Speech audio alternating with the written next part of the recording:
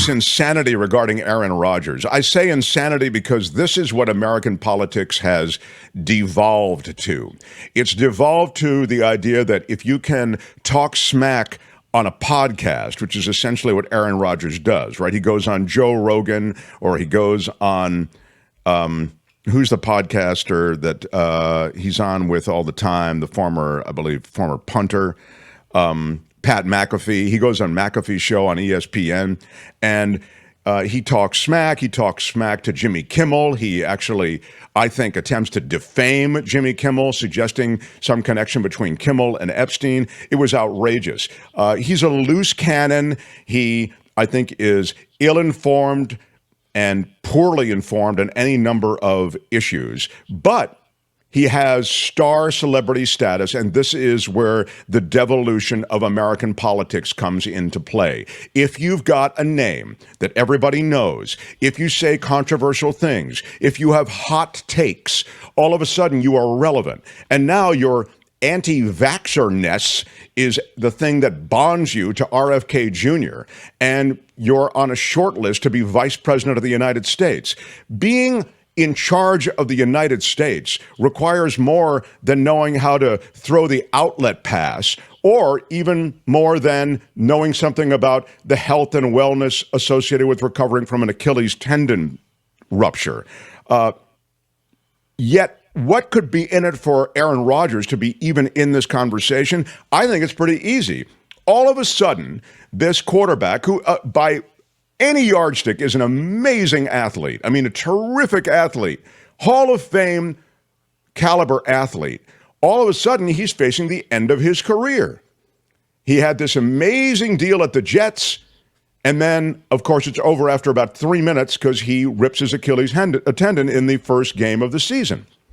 And the Achilles tendon injury robs him of the glory he might have seen were he playing for the Jets for the entire season. Instead, he plays for them for 3 minutes, and it's over. And then people revisit him. How's your recovery coming, etc. And I think there's a part of Aaron Rodgers that frankly wants to be in the limelight. And I don't blame him for that. I mean, the damnable part of Aaron Rodgers is that he feels he can opine on any number of things that he really does not have deep knowledge on. And then the damnable part of our society and culture is that we can somehow revere him because he's high profile. But he's high profile not for knowledge or administrative abilities. He's high profile for being able to quarterback a football team to great heights, to win a Super Bowl.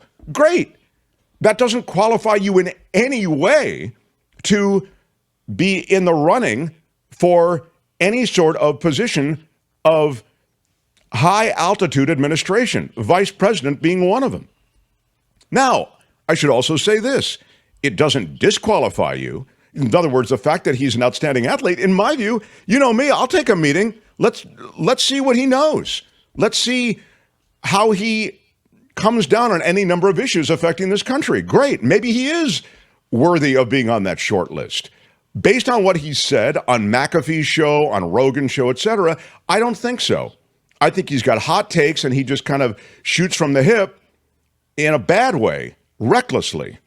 So, again, two things at play here. The sad aspect of our culture that elevates people who have some profile, regardless of where they got it, in this case, on the gridiron, to these positions of potential power. And then the sad part of Aaron Rodgers for wanting to be, at the end of his career, still relevant. That's what he's looking for. Relevance beyond the football field. He'll have that. He's in the national conversation. But this is a pathetic reflection of where we are in this country, that this is even in any way taken seriously by a supposedly third-party candidate that is a serious candidate. RFK Jr. does have some chops. Now, he might have his own issues, and he might be, wacky on any number of things that you feel him wacky on. But one thing I can tell you is he does some reading on the research. He does some reading on geopolitics. He does some reading on environmental issues. he is not completely talking out of his butt. I'm not so sure that's true with Aaron Rodgers. I think that Aaron Rodgers, on most issues involving this country and the world, that's pretty much the only place he's talking out of. Isn't Aaron Rodgers the guy who tried to lie and say he was immunized against COVID and led everybody astray? Right. So, I mean, I guess we don't need to have trustworthy politicians anymore. It's Well, okay to lie. Lying's fine. He'll fit right in. If you lie, you're part of the regime. This is great. There you go. That's a word about Aaron Rodgers. Hi, it's Mark, and I thought that was great. Hit the notification bell. You'll know whenever there's a new video being dropped, and please subscribe to our channel to help us save the universe.